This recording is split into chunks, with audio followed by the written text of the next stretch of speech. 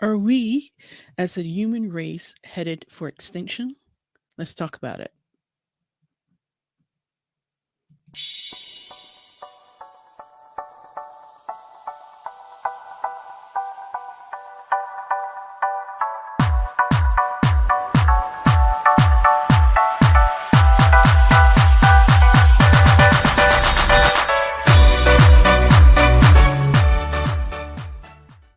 Hey, Charisma here. Welcome to season 2 of the Charisma Daily Show.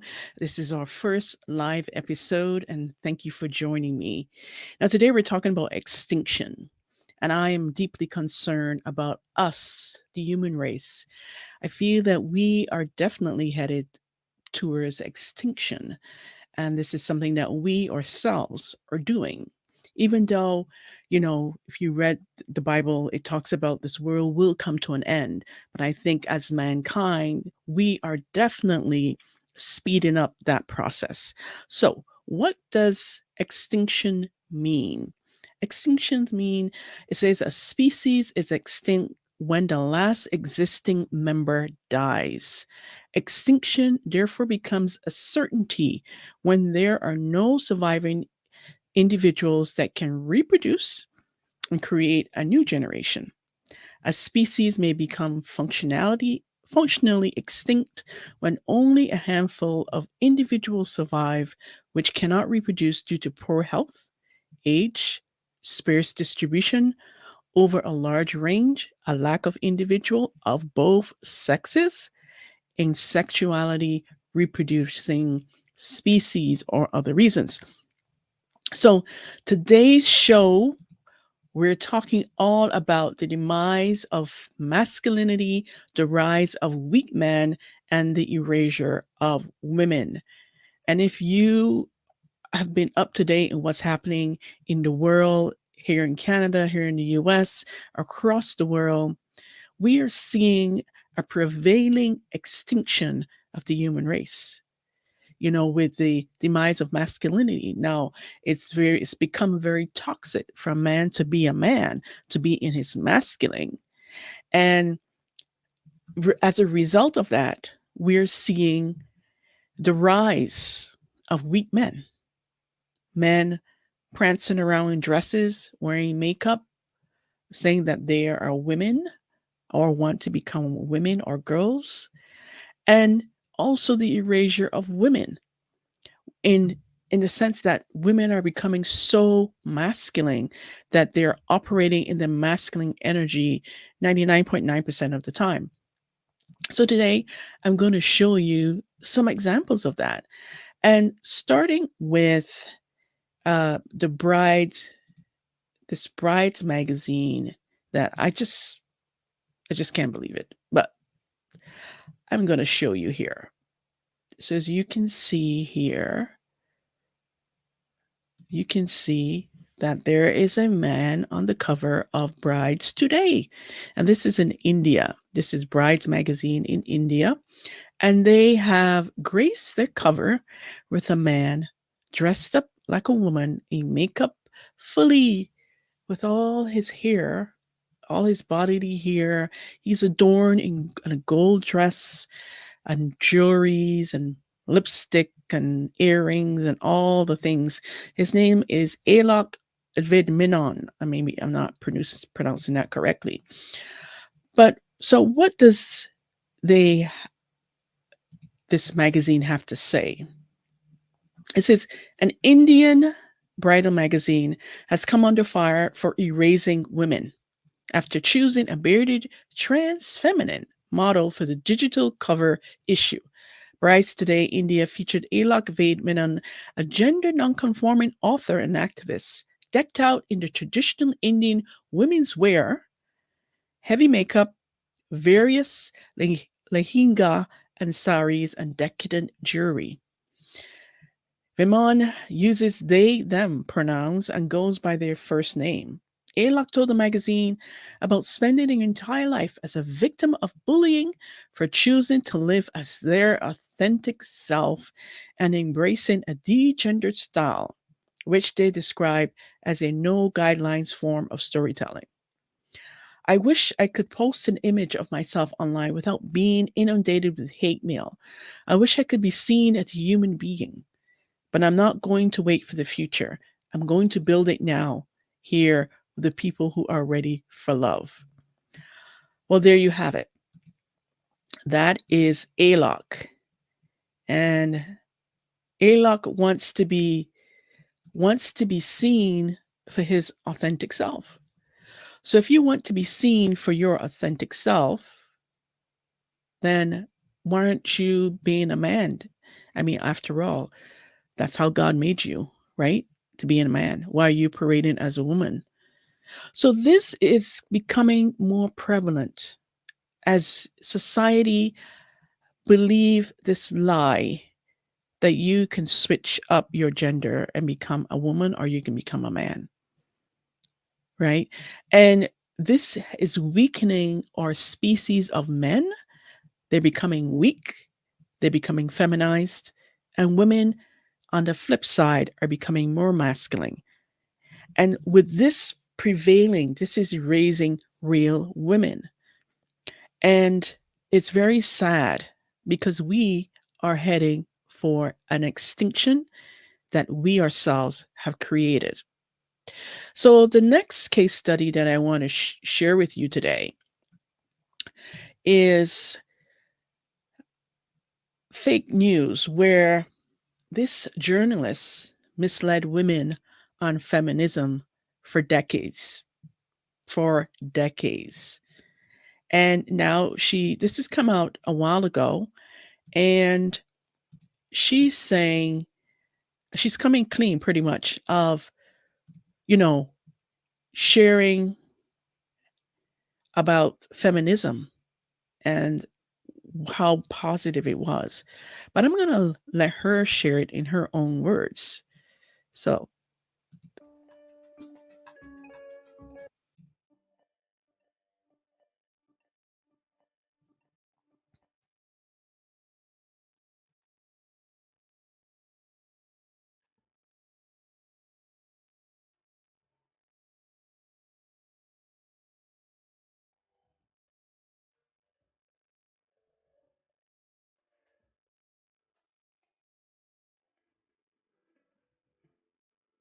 Sue Ellen Border is coming clean.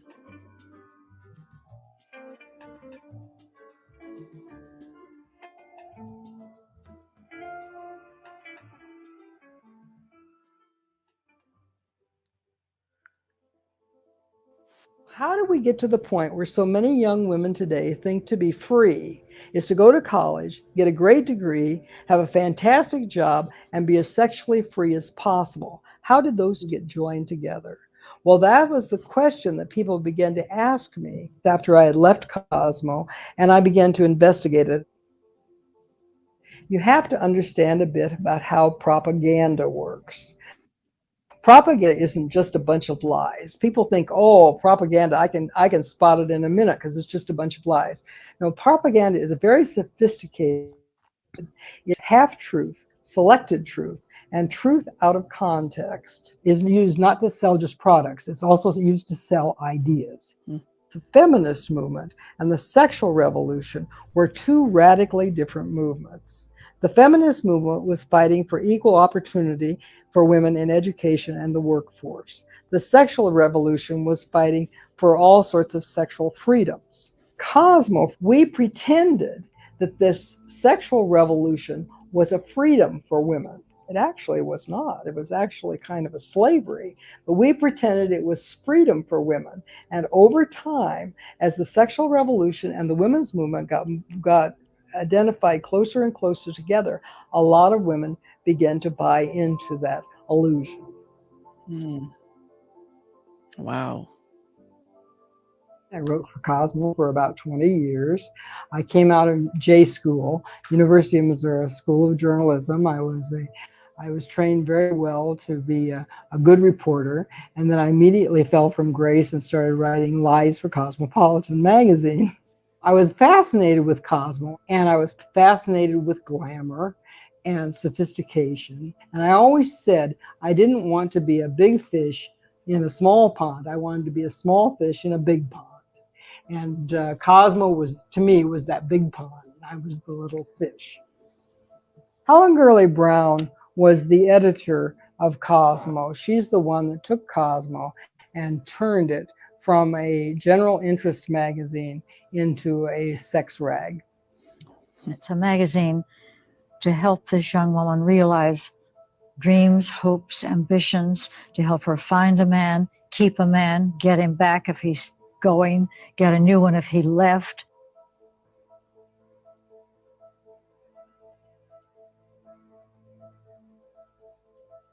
Wow. Helen Gurley Brown had created a list of rules on how to write for Cosmo. And some of those rules included how to make up stories. So here's one of them. Unless you are a recognized authority on a subject, profound statements must be attributed to somebody appropriate, even if the writer has to invent the authority. Here's another one. Try to locate some of the buildings, restaurants, nightclubs, parks, streets, as well as entire case histories in cities other than New York, even if you deliberately have to plant them elsewhere. Most writers live in New York. 92% of our readers do not. They had a book. They would go in and have a meeting of all the editors once a week, and they'd all bring in ideas, and then they'd put them in the book. The freelance writers would come in and choose the stories that they wanted to do. These did not come out of reality. These came out of the heads of the editors who said, oh, that would be an interesting story. And that's how you got assignments.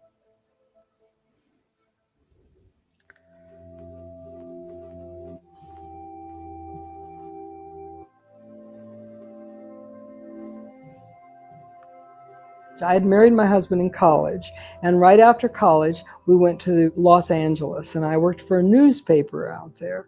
Almost immediately after I got this job, I ended up pregnant. See, I was very delighted with it. The newspaper was not so delighted with it. And at that time, you were fired for being pregnant. And they told me I could only work 5 months into my pregnancy, and then I had to quit. That did turn me into a feminist. Then I found out, of course, there were other things that women were being discriminated against in those days. Now, this was 1969. A married woman could not apply for credit in her own name. There were help wanted ads, help wanted male and help wanted female. Women couldn't go to law school or medical schools in many cases. So there was a lot of discrimination going on. And that is why so many women of my generation identified with the feminist movement.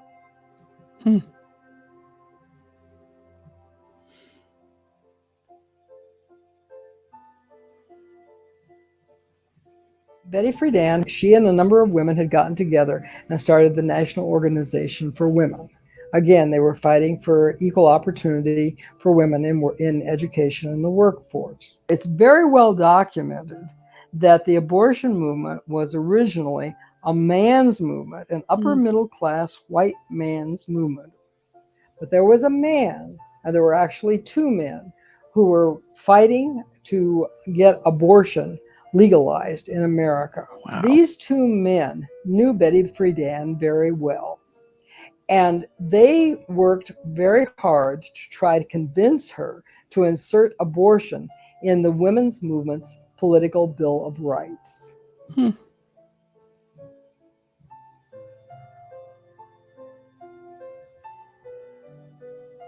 Interesting.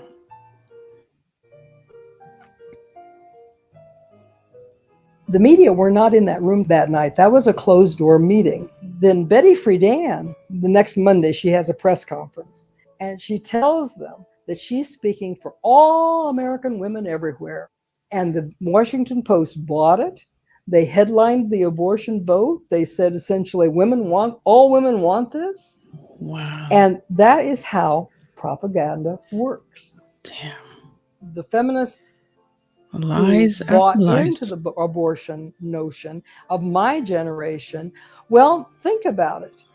They wanted to keep their jobs, but should women today really in this climate really have to choose between their job or their child? Mm. It's outrageous. Why was I pro-choice for years? Partly because I was going to be fired for being pregnant. I thought that was my only choice. Oh my God.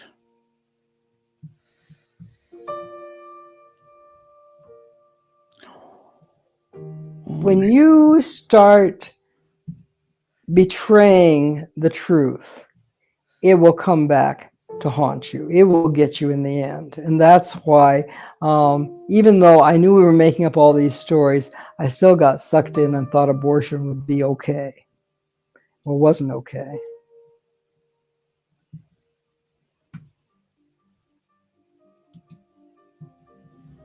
My husband wanted to join the Catholic Church, and I said, I'm not going to join that patriarchal old church. And then I read the Catechism.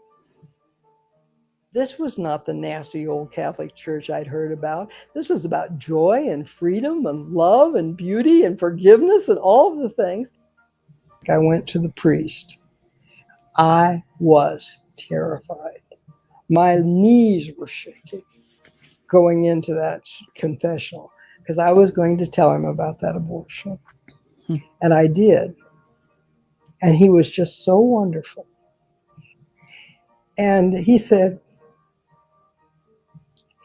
go home and think about how much God loves you. So I did. Mm.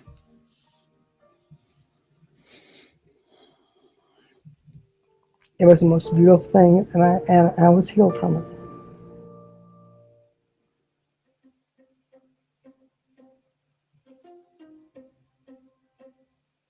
1994. Wow. Why all of this hijacking of the women's movement? Money. Why was Cosmo so successful? Because it attracted advertisers. Mm-hmm. Why did it attract advertisers? Because it worked.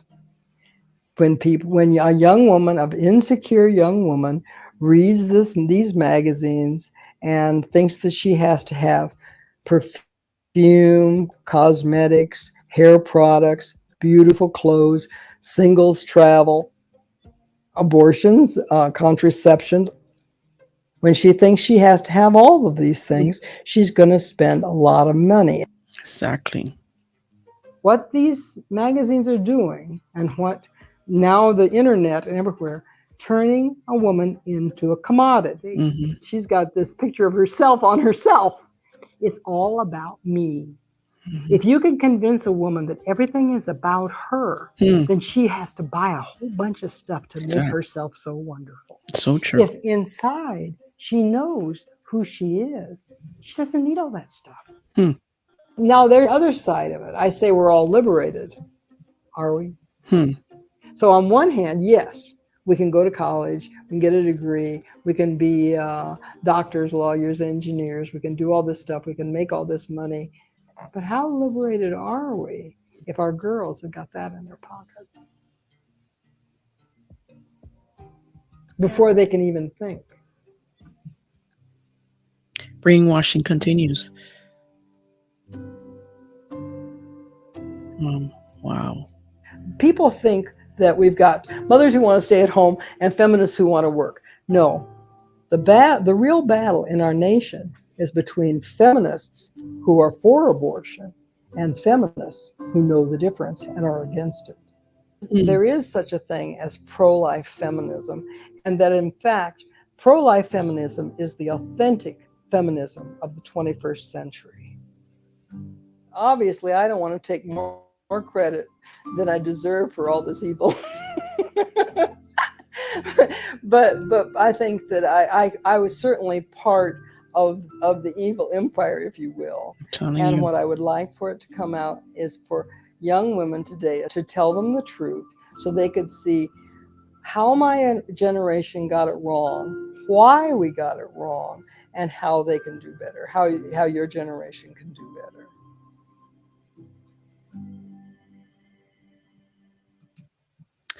Wow. I don't even know what to say. But then again, media. The media has been lying to us, men and women, from the beginning of time. Okay. They spin a narrative. They want to portray, or they want to, you know, um, spin a certain ideology, a narrative. So, as you heard her in her own words, Cosmopolitan magazine, a magazine that I used to look up to years ago. I don't follow it anymore, but it had interesting stories. It was very, very well done, very tasteful, glamorous, very high end. And here it is that they've been spinning the web of lies for decades. So hats off to her. Now, this is not something recent. It's been out a few years now, that report. But hats off to her for having the courage to speak out. I wonder if other journalists that work for Cosmopolitan would actually come out and tell the truth about all the lies that they spun and all the lies that they wrote to help further the narrative of feminism and abortion and all of those things, a sexual revolution that made women think that all of these things were for their best interests. So that is very interesting, but it's good to hear because we know that the media lies. The media lies day in and day out. They lie to align themselves with a particular ideology, a particular political party, or anything that they have bought into and that would sell more of the products that they're offering, the more of the services. They lie every day. This is one of the reasons why I listen to the news with a grain of salt. Or when I see a story pop off in the news and it's trending, especially when it comes to relationships, when it comes to men and women or couples or married couples or a situation between a man and a woman, I take it with a grain of salt because I know how these stories are spun. They're spun to make the man look bad, that we should believe all women. And at the end of the day, 99.9% of the time, it is a big fat lie. They're trying to ruin the man and make the woman look good, even though she may be the perpetrator or the one that's causing harm to the man. So ever since the Amber Heard and the Johnny Depp trial, I am telling you, I saw the media in a whole different light. I mean, I knew that they used to spin stories and they had a certain narrative that they will push depending on the media outlet. But I didn't know about the magazines spinning this you know web of lies, and journalists were in on it and they were told to lie, intentionally lie. That is a wow. But when I watched the Johnny Depp and the Amber Heard trial live on YouTube, I watched it. I saw what happened in the courtroom live. I saw how she had undermined him, how she was the abuser. Yeah, he had his part. Yeah, he did his thing.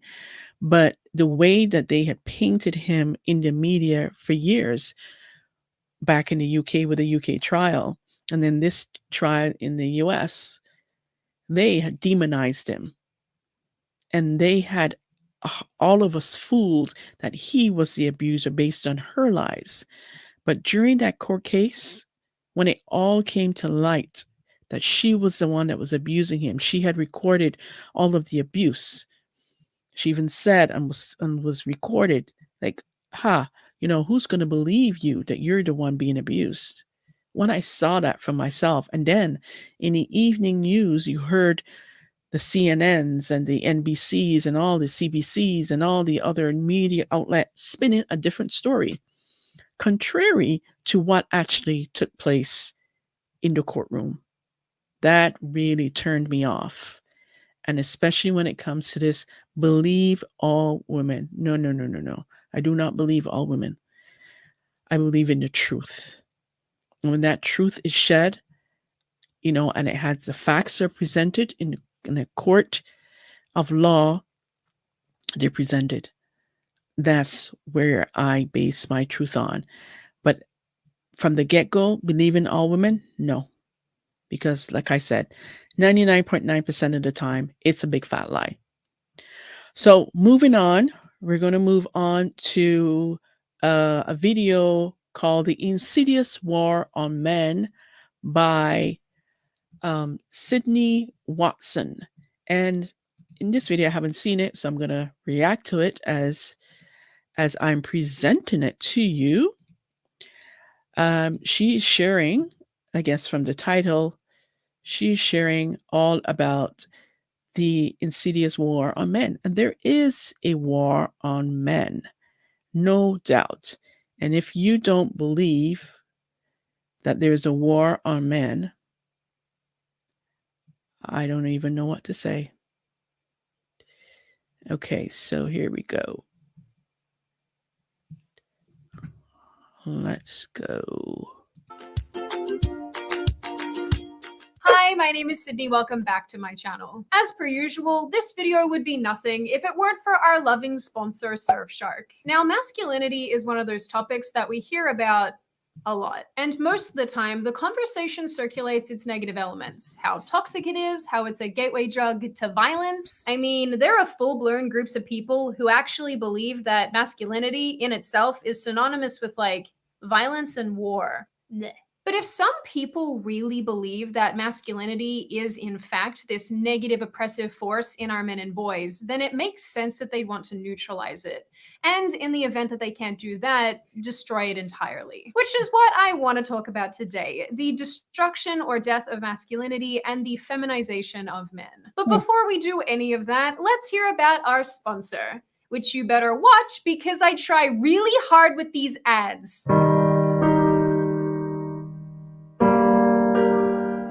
What is this? Oh my god, this isn't your new Surfshark ad, is it? As it turns out, you were right. People don't want sex. Surprisingly, the photo went viral, especially after conservative commentator Candace Owens commented on it. She suggested that society cannot survive without strong men, that the steady feminization of men is not a coincidence, but rather an attack, saying that we need to bring back manly men. Now, of course, this sentiment was not shared universally, with many people on the other side of things arguing that dresses don't mark femininity, that men can wear whatever they like, and people shouldn't worry themselves with the things that don't affect them. Ironic, considering how radical leftists just love telling everybody else what to do. Have you guys met you? Seriously. A short time later, Styles posted yet another photo wearing whatever the hell this is, with the caption, "Bring back manly men." Now, if you're anything like me, then you patently don't care about Harry Styles or literally any other celebrity and what they choose to wear. Seriously. Until these people pay my taxes, I'm genuinely not interested in what they do. But if nothing else, this topic has actually raised some valid concerns about the state of men in 2020 and the overall feminization of traditional masculinity. Depending on who you ask, the feminization of men is either harmful, weakening our society, or suppressing innate biological tendencies. Or it's successfully uncovering and rooting out toxic traits in men and manhood. It's either a significant negative problem or a welcome byproduct of blurring gender roles and stereotypes, such in the case of Harry Styles. Or Gucci's attempt at releasing a tartan dress with a satin bow for men in the hopes of disrupting the toxic stereotypes that mold masculine gender identity. Well, they're certainly disrupting something. This is the face of, apparently you can pay me enough to wear this. But there really are people out there who believe that it is necessary to wear skirts and heels in order to challenge gender norms. And this is just one cosmetic example of the push to change these traits in men. So when we talk about this, it entirely depends upon which side of the fence you stand. Do you want a society where the lines of gender are blurred, where there is no clear distinction between men and women socially, emotionally, developmentally, and externally? Or do you want a society where men and women have clearly defined roles, determined by their innate immutable characteristics as two separate sexes? Yes. And of course, with a little added nuance to suit the date and time period. Well, I certainly Yes, we need to have defined roles. Go back to define, sexes, male and female, man and woman. Like this garbage is just ridiculous. I don't know. It's just awful. know where I stand. It's the second option, in case that wasn't clear, because I don't want this. Nope. No, thank you. Nope. I'll be fine. The feminization of men, at least in my opinion, has been in progress for several decades. Mm-hmm. If it helps, think about it as like He-Man versus like this. In 1976, a sociologist called Robert Bannon wrote a book called The 49% Majority, where he detailed the blueprint of manhood, describing core tenets of masculinity at the time. These included things like not showing weakness or acting feminine, striving for financial success and social status, projecting an aura of confidence and self-reliance, being the strong silent type, and striving to be tough, adventurous, and live life on the edge. By 2020 standards, it's very clear that many of these traits would simply not be valued in the same way that they used to be. Nowadays, several of these things would be considered toxic masculinity, especially anything and everything relating to suppressing emotion or not wanting to act feminine, which, like, I guess leftists want men to do for some reason. I just want you to cut me down a tree and build me a house. This isn't hard. Some research actually confirms this, telling us that young men themselves value intellectual strength over physical strength. They value openness and altruism more than they value autonomy. Although, if you ask me, I'd argue that men have always valued altruism. Mm-hmm. Just ask the men on the Titanic as they gurgled to the bottom of the ocean. One article I read suggested that this change to masculinity isn't necessarily a bad thing. It doesn't signal the death of the cowboy, but rather the death of the gunslinger. The cowboy just got more sophisticated to fit in with our shifting world of office jobs and nerds. This idea might even help explain the decline in physical dominance in men, such as dropping testosterone levels and overall physical strength, which has been documented in a few studies relating to endurance and grip strength. One study, for example, basically concluded that the average college male has no more hand strength than a 30-year-old mom. In saying that, we know there's at least one thing you guys are good at gripping. My hand. When you take me on a nice date. Get your heads out of the gutter. Now, I'm not saying for a second that men have to abide by and fit into this 1970s version of masculinity, but society overall appears much more comfortable with the softer emotional man than the cut me down a tree and build me a fortress kind of man. The problem arises when men do actually have these traditional characteristics. They are increasingly unable to express them or act them out, lest they be labeled toxic or fragile and cast to the back of the proverbial gender bus. In early 2019, the American Psychological Association issued its first ever guidelines for practice with men and boys. Its primary message claimed that traditional masculinity, such as stoicism, competitiveness, dominance, and aggression, is, on the whole, harmful. And honestly, these characteristics are now genuinely viewed as toxic masculinity across the board. And this is viewed as the path to violence and sexual harassment. And traditional masculinity is the gateway to get there. With this intense scrutiny on men all the time, even for innocuous behavior, it's really no wonder that men would want to separate and distance themselves from traditional manhood. The feminist movement has, without question, had an enormous hand in this. Yeah. Over the last several decades, the purpose of women has been expanded dramatically.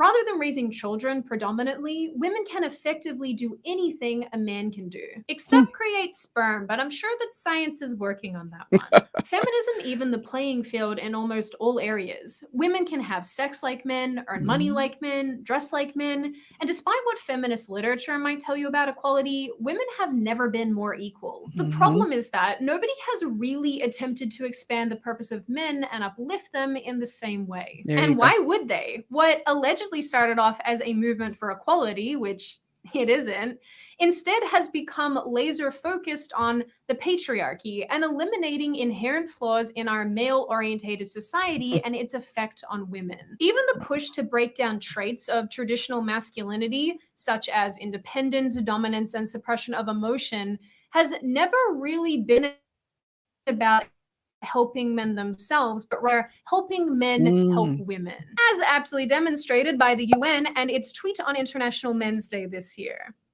Just stop that. Even when people do point to ameliorating significant issues with men, such as the prevalence of male suicide rates, homelessness, divorce, loneliness, and so on, it's framed not as, hey, let's build up men, but rather, let's eliminate their harmful behavior. Yeah. What's even more interesting is that the same masculine traits society seems to want to eliminate in men seem to be the same ones we celebrate in women. There you That go. sense of drive, purposefulness, aggression, and leadership, just to name a few examples. So I guess here we are, where the lines between the sexes are blurred, the roles are unclear, and while some people celebrate these things as positive steps towards equality and progressivism, it's clear that many men simply don't know where they fit in anymore, or how they should behave in a world that has practically replaced them with, like, vibrators and turkey basters and stop being graphic. I do what I want.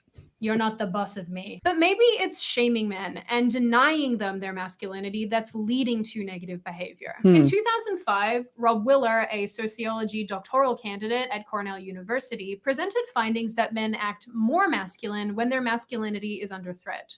In his own words, the men reported feeling more ashamed, guilty, upset, and hostile when their masculinity was threatened, leading them to express greater support for the Iraq War at the time and show a greater tendency towards homophobia, for example. This is something I find really interesting because it seems like we've created a world where men are constantly under attack, where their manhood is constantly being questioned, There. and there's a significant confusion over their role in society. We know from research that men presently feel confusion in their interactions with the opposite sex, which has only been heightened by movements like Me Too and Believe Women. Yes. In some studies, over 40% of men say that they are worried about navigating social interactions with women, from greeting them with a kiss hello to opening a door for them.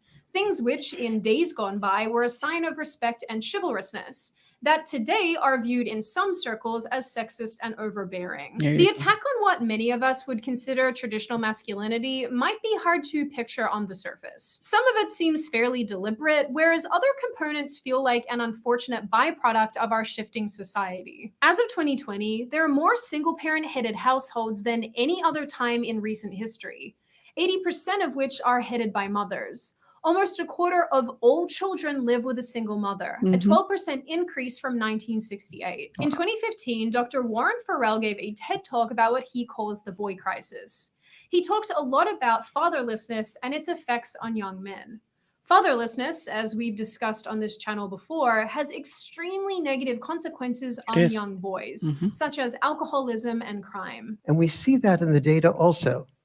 So, for example, before age 9, girls and boys committed suicide equally. Age 10 to 14, twice the amount for boys. 15 to 19, 4 times the amount. Age 20 to 24, 6 times the amount for boys.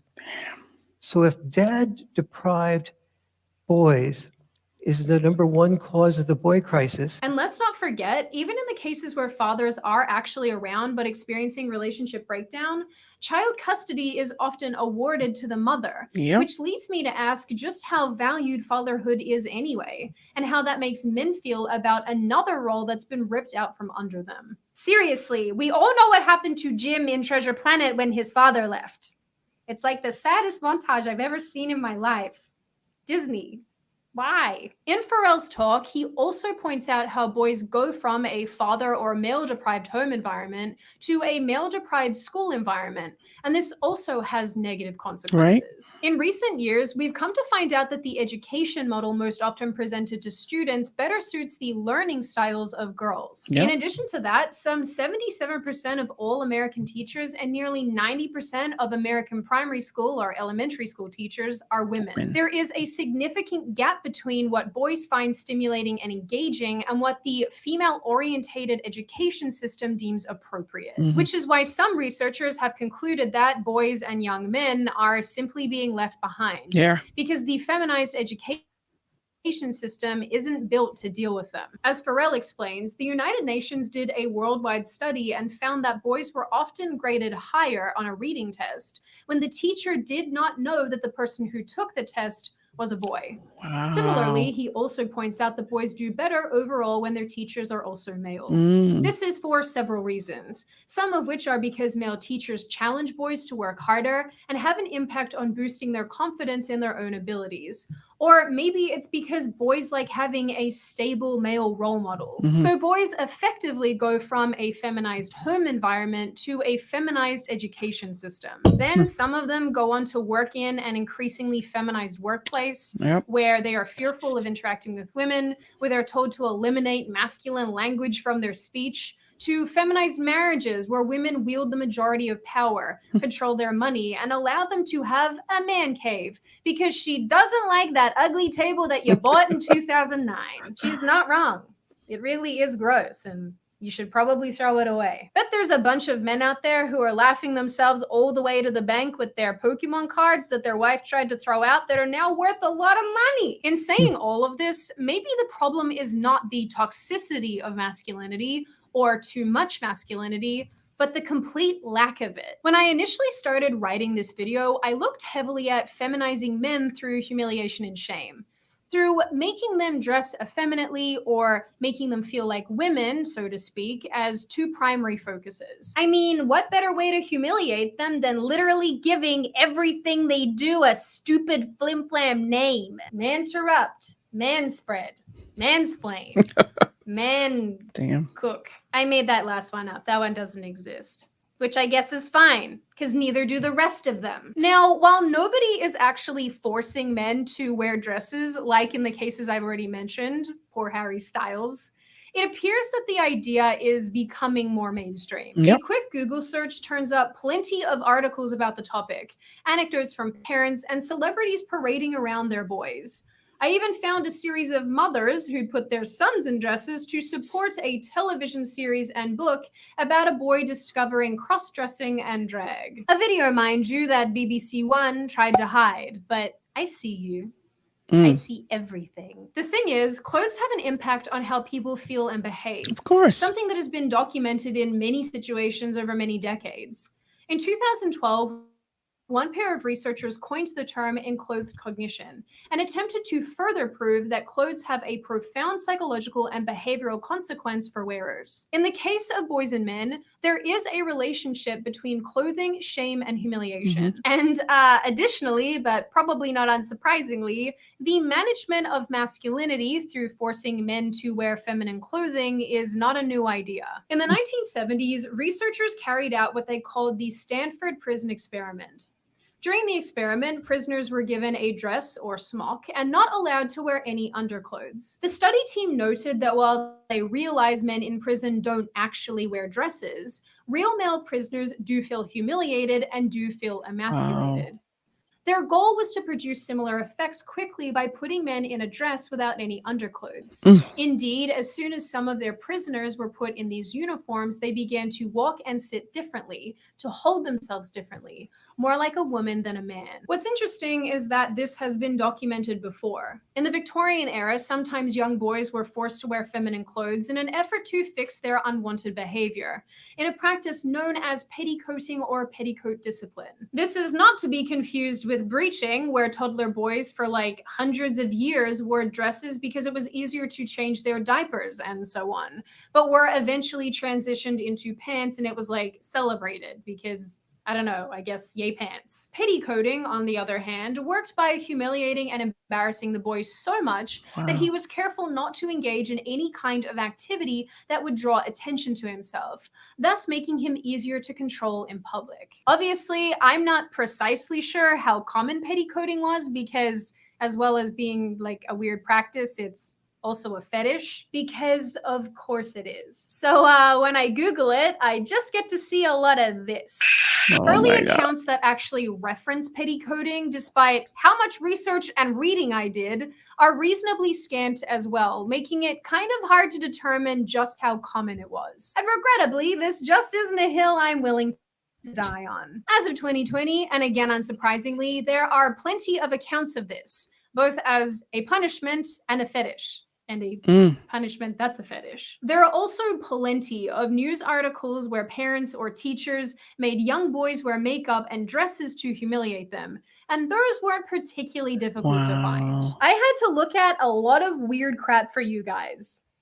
I'm not even gonna lie. The funny thing is, what I'm describing to you is precisely what people on the other side of things are trying to fight against. They want this line between male and female clothing completely obliterated in order to disrupt gender norms. But logically, there has to be a reason why men find dressing effeminately to be such an affront. And a good female friend of mine made a good point about this that I think is worth repeating. When a woman wears dresses as her main item of clothing, for example, she's considered very feminine or very girly.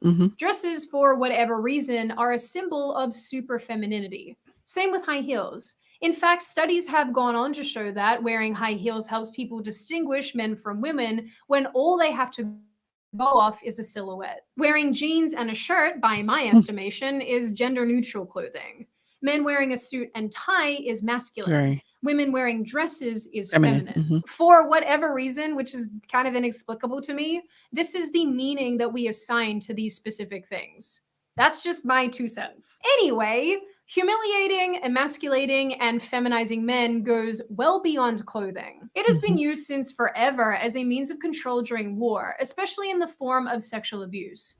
This humiliation usually neutralizes men and makes them completely unable to rise up and fight back, as described in several cases, such as in the Democratic Republic of Congo and Abu Ghraib, for example. One study quoted male victims saying that if a man in prison says that he is made to feel like a woman, this is commonly understood to mean that he was degraded, dehumanized, and sexualized. I'm just going to add here too that many of the papers I read in relation to this topic somehow managed to link the way that men were feeling to misogyny and homophobia. As in, if a man is feeling worthless because he's been sexually abused, somehow that fits into a larger commentary about sexism and homosexuality, which is honestly just like exhausting and goes to my earlier point about how helping men is never actually really about helping men. Exactly. I'm just...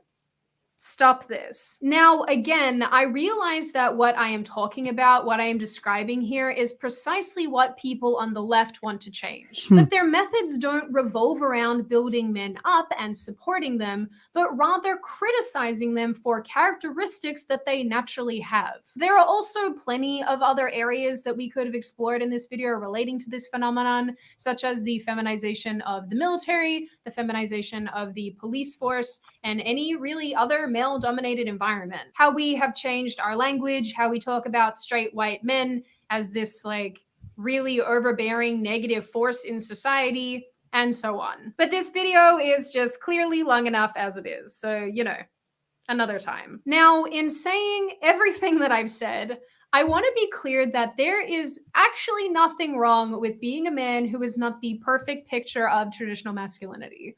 Not everyone can be He-Man, and that's okay. However, shaming men who do fit this mold, whether that be entirely or partly, is having, in my opinion, entirely detrimental effects on society as a whole. Unequivocally, there is a significant value in strong masculine men. These are builders, leaders, protectors, soldiers in our society who complement women and make up for the things that we simply can't do. And there's nothing wrong with that. There never has been. At the end of the day, attempting to destroy the characteristics that underpin masculinity has not helped us. Rather, if we're being honest, it's hindered us. Replacing masculine influence with this much feminine influence will never result in balancing out society. We need masculine men. We need the gunslinger. And shaming them and feminizing them out of existence has certainly not helped us so far, and it absolutely won't help us in the future. Now, before I open the floor to all of you, this is just a reminder that you can download Surfshark VPN using... And there you have it. The insidious war on men and how it's being, well, it's been around for a while, but now it's more prevalent. And the media has bought into it. The feminists has bought into it. women has bought into it. I've seen comments where women says, "Oh, there's nothing wrong with a man wearing a dress." Are you kidding me? On what planet is that okay? And how can you be okay with that? You being a woman, be okay saying that and believing that a man wearing a dress is okay.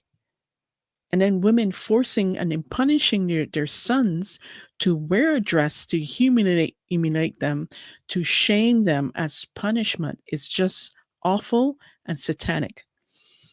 And part of the problem with men becoming weak has a lot to do with mothers. Hate to say, but if she's mentioned women using mothers using the punishment of putting their sons into dresses to shame them, it's just awful. How do you think a man that has been shamed in this way by his mother feels and grows up to have this resentment towards his mother and probably women? So a lot of the times the problems that we see with men that women complain about, you are the creator of those problems. Okay? So the insidious war on men and the destruction of masculinity is the epitome of the distinction that we as a human race are perpetuating every single day. So I would love to hear what you have to say about, this insidious war on men. Do you believe that there is a war on men and that there's destruction on masculinity as we know it, that men can't be men, that they're being feminized, that they're told that they can wear a dress and it's okay, that we're feminizing little boys, that we're taking away their the just natural attention and desire to be men. This is who they are. And we are making women into men. We are encouraging women to be more masculine in different ways, in the way that they look, the way they present themselves, the way they speak, the way they treat men, the way the roles are in households, the way if they're making more money than a man, they belittle the man in the relationship. They become the man in the relationship. And it's just awful, so awful. So moving on, I want to share a very interesting take on what's happening in society today, but it's more of a funny take. And what would it be like if Titanic happened in this year, 2023? This was filmed in 2022. But I want you to take a watch to this or listen and let me know your thoughts, because this is a very interesting perspective on if the Titanic was in 2022. Now, the creator of this meant no harm, no disrespect to anyone, to any gender, but it's just an interesting perspective because we see this every day with the war on men and the erasure on women. So take a listen. My God. Captain, the lifeboats are ready to go. Should we load the women and children first? No, men and children first. Excuse me, sir? It's 2022, Private. A woman can handle a sinking ship just as well as a man can. And if you don't think so, you're a misogynistic asshole stuck in 2008. Yes, sir. Ladies and gentlemen, for the time being, I am requiring men and children only. Are you kidding me? It's 2022. This is what you wanted. You wanted to be treated equal to men? Well, this is how men are treated. Like shit. No, we don't. We just say that half the time. We don't actually believe in it. Yeah, we do. Come on, we're just as capable as men are. Shut up! I identify as a man! Boy. Jack, do you think I could come up on the door? It's 2022, Rose. I wouldn't want to imply that you can't handle ice cold water the same way a man could. I think I'm dying, Jack. Oh. I love 2022. Oh, God. My God. Captain, Hilarious, the lifeboats are ready. hilarious. There you have it. If Titanic happened in 2023, this is what will happen for sure. Well, I mean, I could present many case studies to support the fact that there's a demise of masculinity and there's a rise of weak men, along with the erasure of women. So, to wrap things up, I'm going to share with you uh, sort of a summary by the book Beyond Order 12 More Rules for Life. And this is by Jordan Peterson. And in this, Jordan Peterson shares some poignant um, steps for men. And bear with me, I'll try to give you the brief version of this. So let's go here. Order and chaos are two sides of the same coin. Neither is better than the other, they simply exist. In 12 Rules for Life, Peterson focused on how to cope with excessive chaos. In Beyond Order, he focuses on how to avoid excessive control and rigidity in times of upheaval. So, what is order? Order is explored territory where things happen in accordance to what we know and the world makes sense. Our lives seem to be in order when we're moving closer to our desired goals or outcomes. We treat this as a confirmation that our theory of the world is correct. However, the truth we don't know how much we don't know, and the world can quickly change beyond our comprehension and control. Chaos is an unexplored territory where unexpected events or sudden changes can overwhelm and confuse us. Chaos represents uncertainty and disruption, but also novelty and renewal. Too much chaos is overwhelming, but too much order, example, total tourism, I know I didn't say that correctly, but you know what I mean, is also undesirable. To find renewable, you need to move beyond order and step into the domain of chaos. When confronted by chaos, we may try to restore order by rigidity, clinging to what we know, which only backfires. The best way to move forward is to embrace chaos along with order.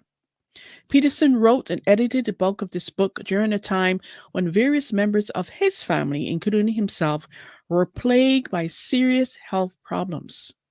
Peterson was even warded into intensive care. The situation was compounded further by the COVID-19 pandemic. Peterson had to accept the chaos in his life before he could recreate some semblance of order with the help of meaningful work and the love for and from his family and friends. So here are 12 more rules for life. And men, listen up. Rule number 1, balance social convention and creative change. So our insanity and mental health depend on both our internal psychological health and our external social institutions. Number 2 is Rule 2, keep moving towards your ideal self. And this is all about who am I? You must consider who you are now as well as who you could be. Number 3, Rule 3, don't avoid the small issues. Don't dismay the small daily irritations as mere trivialities or allow the small things to add up. Rule 4, opportunities lie where responsibility has been abdicated. The most positive and fulfilling experiences come from pursuing a meaningful goal or from achieving something worthwhile. Rule 5, don't betray your values and conscience. Always follow your conscience and deep held values. Rule 6, cast ideologies aside. Beware of ideologies that assign a single cause, example, power, sex, money, for a complex problem. The reality is never so simple. Rule 7. Develop yourself, commit to something fully. Committing to a goal, be it your job, studies, or relationship, is crucial for growth and maturation. Choose a direction in life, work as hard as possible on at least one thing, and see what happens from there. Rule 8. Create something beautiful. Most adults have lost the childlike wonder we used to possess. Start by making at least one room in your house as beautiful as possible. By creating one beautiful thing, you'll form a relationship with beauty that can be extended to all areas of your life. Rule 9. Clear up unresolved issues from the past. To orient yourself in the world, you need a map of where you've been, where you are now, and where you're going. Rule number 10. Sustain romance with planning and effort. When two people fall in love, they see only the best in each other. Although the magic eventually fades, it's possible to sustain the romance with proper planning and real work. Number 11, Rule 11. Don't succumb to resentment, deceit, or arrogance. All of us has a dark side. That's why people commit crimes, wage wars, rape, cheat, and lie. And finally, Rule 12. Stay grateful in spite of your suffering. Suffering is inevitable. Yet humans have the capacity to transcend our suffering and to stay hopeful in the darkest of times. In face of tragedy, seek courage and inspiration from others who have risen above their loss and despair. Be grateful for what you still have and what you may still be given. The 12 rules of life beyond chaos and order. There you have it, folks. I hope that this episode has shed light in what's going on in the world, where we are. Teddy, come here. Where we are as a species as we head towards extinction. With the demise of masculinity, the rise of weak men, and the erasure of women, we all have a responsibility as a man and as a woman to stand up and to say, hell no. Hell no to this ideology. Hell no to this agenda of the small number of individuals that are pushing this in North America and into the greater hemisphere. We all have an opportunity. We all have the responsibility. We all have a voice to say no. Heck no, not on my watch that this is going to happen. And if we all rise up and take a stand for what we believe to be true as men and women, as real men and women, we can make a change. I've said what I've said, and that's all I'm going to say about that. And as always, remember, people may not like you. They don't even have to love you. But when you look in the mirror, you better love what you see. Take care and bye for now.